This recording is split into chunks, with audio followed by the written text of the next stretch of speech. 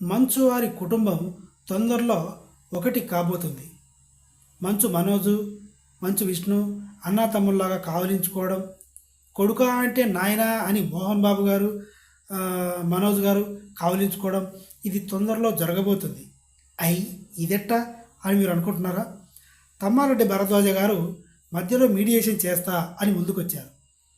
రీసెంట్గా జరిగిన భైరవం సినిమా ఇంటర్వ్యూస్లో కూడా మనోజ్ గారు కూడా సరే చూద్దాం, జరిగితే మంచిదే, నేను కూడా తొందరలో కలిసిపోవాలని అనుకుంటున్నాను, మా నాన్నగారు పిలిస్తే వెళ్ళాలనే అనుకుంటున్నాను అని మనోజ్ కూడా చెప్పాడు. నేను ఎందుకు వెళ్ళాలి, ప్రతిమాడితే బాగుంటుంది అని మాత్రం అనలేదు.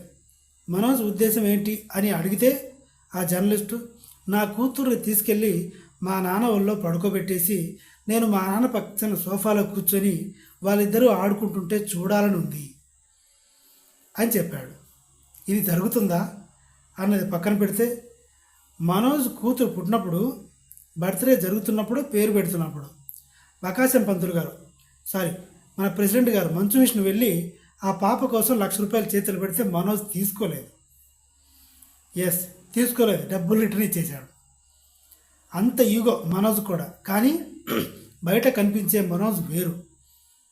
ఎందుకంటే మనోజ్ మహానటుడు, తండ్రికి తగ్గ నటుడు, అంతకు మించి అని కూడా చెప్పొచ్చు. విలేకరుల ముందు, కెమెరామెన్ల ముందు ఒకలాగా మాట్లాడతాడు. ఉదాహరణకి ఏ తల్లిదండ్రులైనా సరే కొడుకు ఎంత దుర్మార్గుడైనా సరే తప్పును కవర్ చేసుకుంటారు. మరి ఇంటికి రావద్దని మోహన్ బాబు గారు ఎందుకంటారు? ఎంతమందిని చూసుంటాడు మోహన్ బాబు? మోహన్ బాబు గారి జీవిత చరిత్రలో నీళ్లు తాగి షూటింగ్స్కు వెళ్ళిన రోజులున్నాయి. తిండి తినక, నిద్రపోయి నిద్రపోక కష్టపడి సంపాదించుకున్న ఆస్తులు, కష్టపడి సినిమాలు చేసి, సొంతంగా సినిమాలు చేసి డబ్బులు పోగొట్టుకొని మళ్ళీ సంపాదించుకొని చెన్నైలో కట్టుకున్న ఇల్లు అమ్మేసి అల్లుడు గారు సినిమా తీసి మళ్ళీ ఇల్లు కట్టుకొని ఇలాంటివి ఎన్నో లోటుపాట్లు పడ్డ మోహన్ బాబు గారు కొడుకుని ఎందుకు దూరం చేసుకుంటాడు?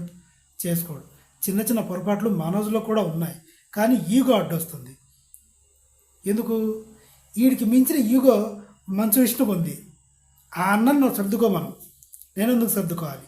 అన్న చెప్పినట్టే నాన్న వింటున్నాడు, నేను చెప్పింది నాన్న వినట్లేదు. ఇది మంచు మనోజ్ వాదన. మొత్తానికి ఇదంతా కలిసిపోయేలాగా ఉన్నారు. దీనికి మధ్యవర్తిగా తమ్మారెడ్డి భరద్వాజ గారు ఉండబోతున్నారు. రీసెంట్గా మంచు విష్ణు కూడా దీనికి ఒప్పుకున్నారు.